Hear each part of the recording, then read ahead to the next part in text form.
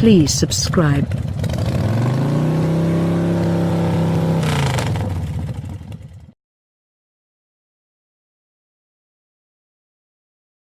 A Porsche sedan used to look like a strange concept, and the first one, the Panamera, did really seem strange.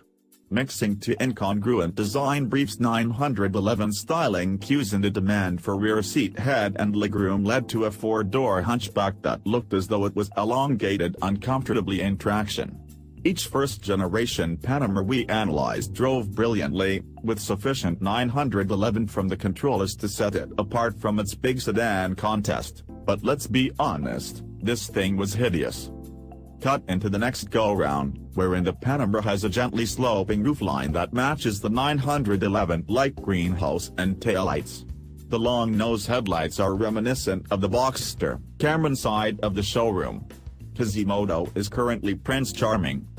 In addition, the sensations that come through the controls are much more sports car-like. Decisive steering that delivers hardly edited data from the tires and a hard brake pedal with stoppers that could stop the turbo from 70 miles and 153 feet remind us of the 911. What differentiates the dynamics of the Panamera from those of the large sporting sedans offered by Audi, BMW, Maserati, and Mercedes is that Porsche songs in sharp and raw controls, others refine out. But we would not go so far as to state that the 4,593-pound Panamera handles exactly like Stuttgart's sports cars. We do get the impression that Porsche tried valiantly to make that happen, however.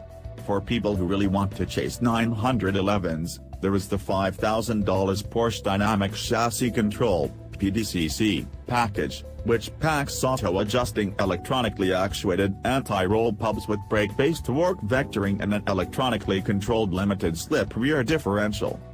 Even without dynamic anti-roll pubs and torque vectoring, the Panamera turbo glides through corners as if directed by an invisible hand. There is 0.94 gram of stick and complete stability in the limit. When pushed slightly beyond, the chassis releases using a simple and predictable loose that avoids surprises. To keep weight in check, the ground, hood, doors, front structure, and body sides are aluminum, but there is no escaping the car's size and mass. We admit that we are holding handling to an unfair standard due to the other cars that wear the Porsche crest. It is, however, right and fitting to use the sports car standard into the Panamera turbo's acceleration. That power matches the 550 horses of this previous generation's 4.8-liter Turbo S model. With the gaming exhaust, a standalone solution for $3,490 or a part of this $5,580 sport package, the engine purrs a mellow rumble that is never loud or obnoxious. While the rest of the course has 8 or 9-speed conventional automatics, Porsche continues with a dual clutch that adds 1 equipment this season for a total of 8. Shifts are smooth and instantaneous, and the dual clutch's big trick, launch controller, is also contained in the sport package or $2,530 by itself. Spending the money frees the Panamera to perform 5,000 revolution per minute clutch drops that, as a result of the turbo's standard all-wheel drive, will make you gasp and lead to anybody in the car to hyperventilate. From the 60-mile-per-hour sprint, this turbo is an even match for the now-dead 911 GT3 RS and faster than every Porsche sports car we have recently tested with the exception of the 911 turbos. Finally, we satisfied all of the prurient needs of the 16-year-old in us, stopped treating the Panamera like our stepdad's car, and began driving it how most neurosurgeons will their $150,000 luxury limousine. Turns out it is a spectacularly sumptuous sedan. Soft leather covers the dual panel, and our test car came with optional carbon fiber panels rather than wood. Regardless of the 21-inch wheels, the ride is compliant. Sound levels reach just 65 decibels at 70 miles per hour, and the 14-way front seats fit perfectly, even if they seem somewhat like box ears. In the back are 2 more chairs, and despite the diving roofline, there is still lots of headroom and space for the few you are driving to dinner. The lightweight aluminum doors do require a slam to close, so perhaps you will need the 2,790 Premium Package Plus that provides soft closing doors. The previous Panamera had enough switches to stymie a 747 Pilot.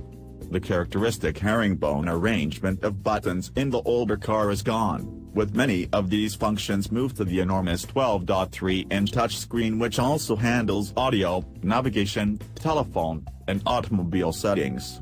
As in Porsche's sports cars, an analog tachometer sits front and center. It is flanked by two 7-inch displays that show navigation maps, automobile settings, speed, and other information.